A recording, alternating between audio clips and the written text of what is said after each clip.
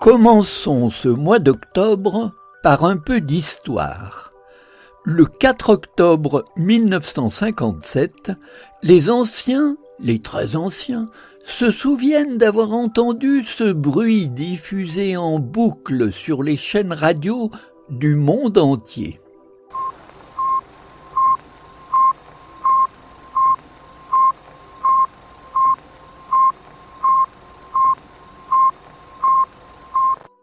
Ce bip-bip provenait de cette boule Spoutnik 1.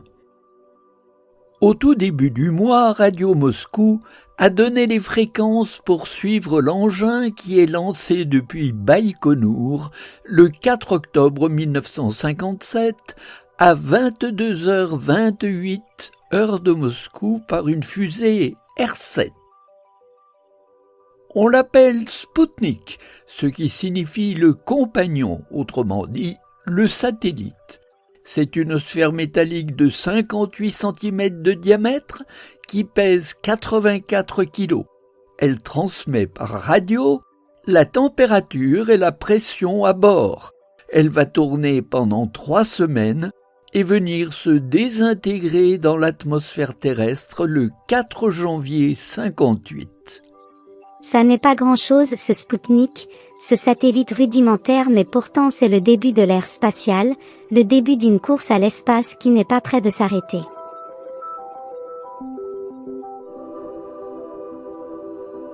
L'orbite de la Terre va croiser un faisceau de météores, avec un maximum le 8 octobre. Il y aura jusqu'à 400 étoiles filantes par heure, dans la nuit du 8, et c'est assez exceptionnel. Ce sont les draconides d'octobre, parce qu'elles semblent provenir de la constellation du Dragon. Autrefois on les appelait des giacobinides, parce qu'elles sont les résidus de poussière et de glace, laissés derrière elles par la comète périodique Giacobini-Zinner, qui fait son tour dans l'espace en 6 ans et demi.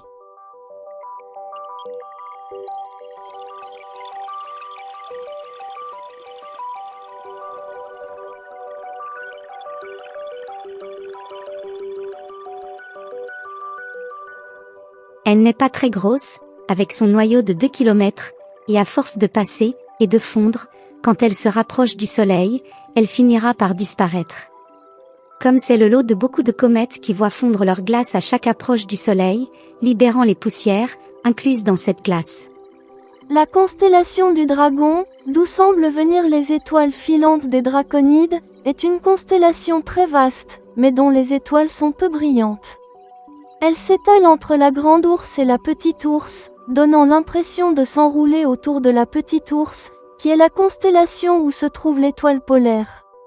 Voici cette constellation.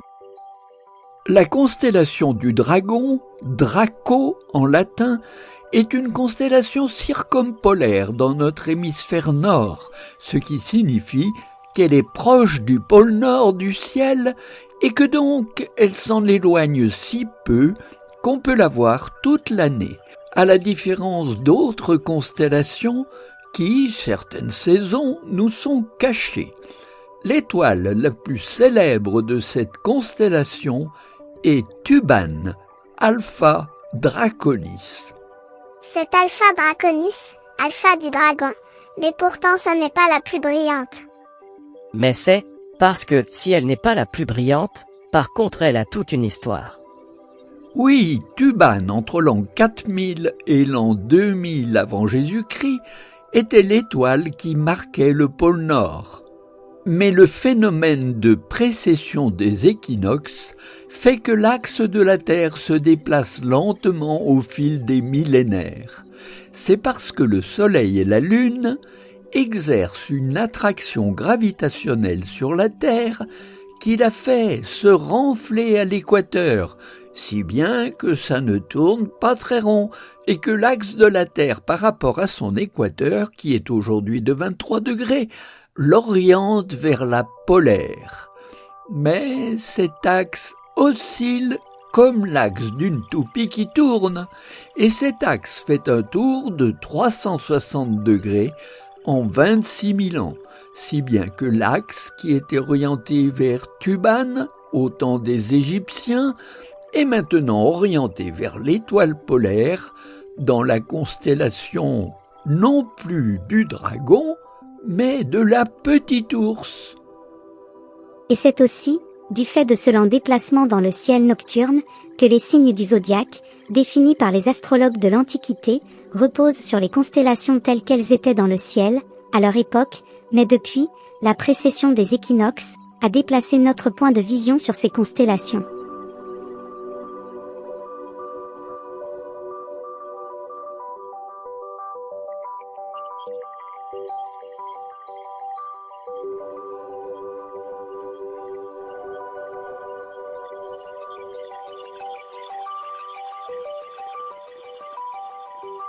Moi, par exemple, je suis du signe du Bélier. Félicitations. Mais aujourd'hui, 3 millénaires après les Babyloniens, les natifs du Bélier seraient aujourd'hui Poissons. Bon. Au fond, ça n'a d'importance que pour ceux qui croient à l'astrologie. Bon. Admettons. Mais tu peux nous raconter ce que vient faire un dragon, au beau milieu du ciel? L'Adon est un dragon, qui a 100 têtes, qui parlent chacune une langue. Il a été chargé par la déesse Héra, de protéger les pommes d'or, qui sont le joyau du jardin des Hespérides.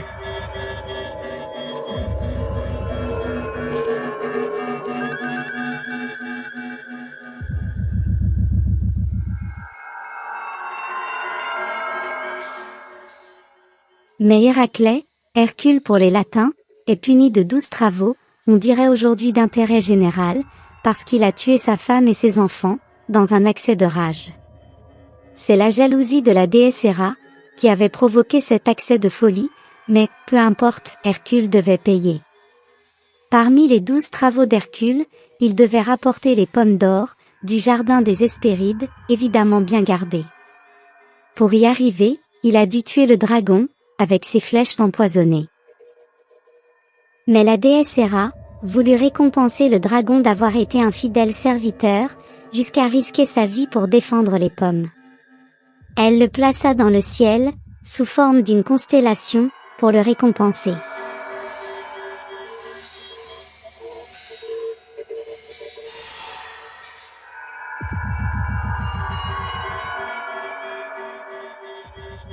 Décidément. Il y a eu Héra, et encore Adam et Ève, je crois que la pomme attire les ennuis. À partir d'aujourd'hui, je ne mange que des poires. Ou à la rigueur des bananes.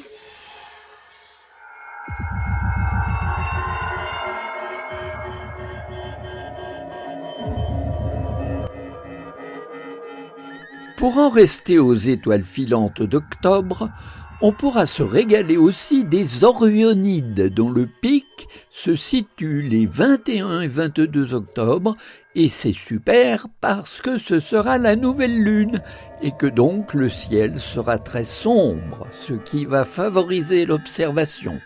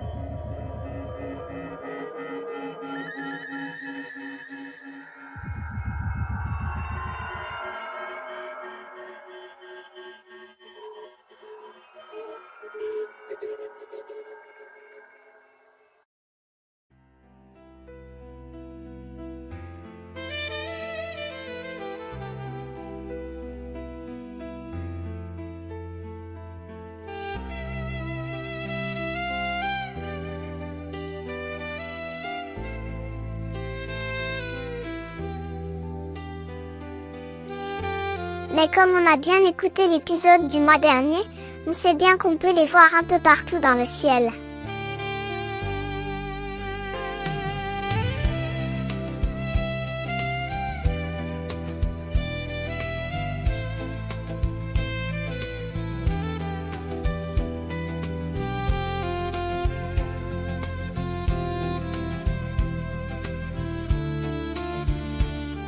Nous avons un anniversaire important le 5 octobre, car c'est le 5 octobre 1923 que l'astronome Hubble, Oui, car avant d'être un télescope en orbite, Hubble était un astronome, figurez-vous. Et en plus un bon.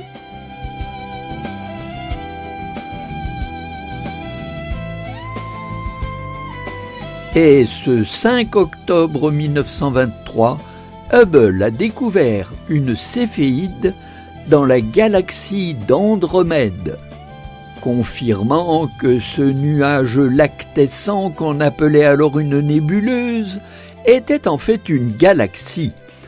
Un grand moment de l'histoire de l'astronomie, puisque c'est là qu'on a compris que la Voie lactée, notre galaxie, n'était qu'une galaxie parmi bien d'autres. Aujourd'hui, on estime qu'il y a 2000 milliards de galaxies dans l'univers observable, qui n'est qu'une partie de l'univers. Les nouveaux et récents télescopes, placés en orbite, vont nous faire progresser dans la connaissance des limites de l'univers. Mais peut-être faut-il préciser ce qu'est une céphéide ? Oui, une céphéide, c'est une étoile géante avec un comportement particulier. Elle clignote et plus elle met de temps pour clignoter, plus elle est lumineuse. C'est cette particularité qui permet de connaître sa luminosité réelle, qu'on peut ensuite comparer à sa luminosité apparente, d'où l'on déduit sa distance. Parce que si une ampoule de 100 watts est à 10 mètres, il est facile de savoir à combien de mètres est une autre ampoule de 100 watts, dont on reçoit 20 fois moins de lumière. Il y a des formules de calcul pour ça. C'est Henrietta Leavitt qui a fait cette découverte. Une de ces femmes oubliées de la science, mais c'est une autre histoire. Ben dis donc, c'est bien savant tout ça. Mais pourquoi on ne regarde pas le ciel aujourd'hui ? J'allais y venir, Dorothée. Et si nous commencions par la Lune ?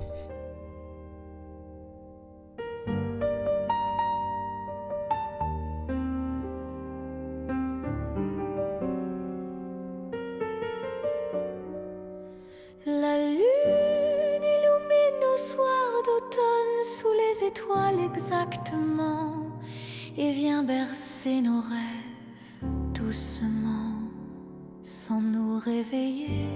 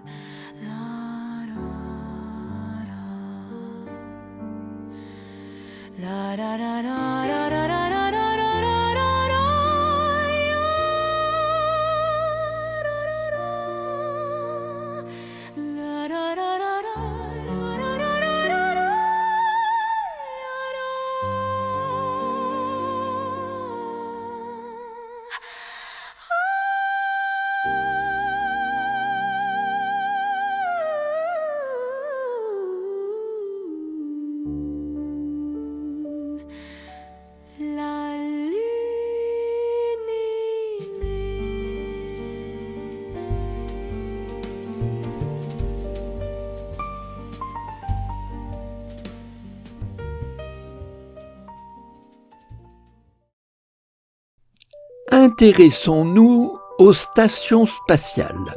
Nous allons voir, fait exceptionnelle et pure coïncidence, 2 transits qui se suivent. Mais il faudra se lever tôt.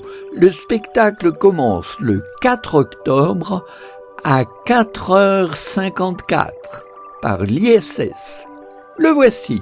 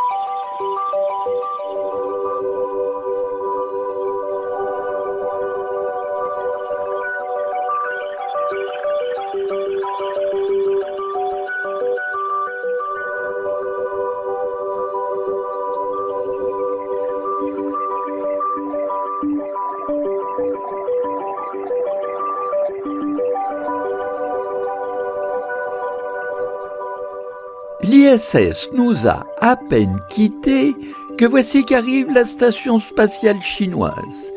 À noter que s'il n'y a que 3 hommes à bord de la station chinoise, ils sont 14 dans l'ISS, ce qui est tout à fait inhabituel, car ils sont habituellement 6 ou 7. Ce grand nombre d'astronautes s'explique par l'arrivée d'un groupe d'astronomes alors que le groupe qu'ils remplacent n'est pas encore parti. En réalité, il y a beaucoup de remue-ménage dans l'ISS, du fait de la cessation de son activité annoncée pour 2030, de l'installation de nouveaux modules pour vite en profiter avant la fermeture, et aussi du fait de l'arrivée de vols commerciaux avec des touristes, entre guillemets, de chez SpaceX et de chez Boeing. On parle beaucoup de la Station spatiale internationale, autrement dit l'ISS, mais on parle moins de son équivalent, la Station spatiale chinoise Tianhe, et pour ceux qui auront le courage de se lever tôt, il y aura un beau passage, le 2 octobre à 4h58 du matin, avec Vénus et Jupiter en arrière-plan. Tianhe est en fait le module central, mais la station s'appelle plutôt Tiangong. Elle a été lancée le 29 avril 2021 et c'est une construction de 66 tonnes qui orbite à 425 km de la Terre. C'est énorme, mais l'ISS est 6 fois plus lourd, avec 400 tonnes. Ici, on voit le passage de la station Tiangong dans le ciel du Jura. Ça y est, on a tout vu pour ce mois d'octobre. Il reste à se donner rendez-vous dans un mois. Ce sera le 31 octobre, la Saint-Quentin. Je ne sais pas pourquoi je vous dis ça, parce que mon copain, moi, il ne s'appelle pas Quentin, mais alors pas du tout. Allez hop, j'envoie le générique. À bientôt.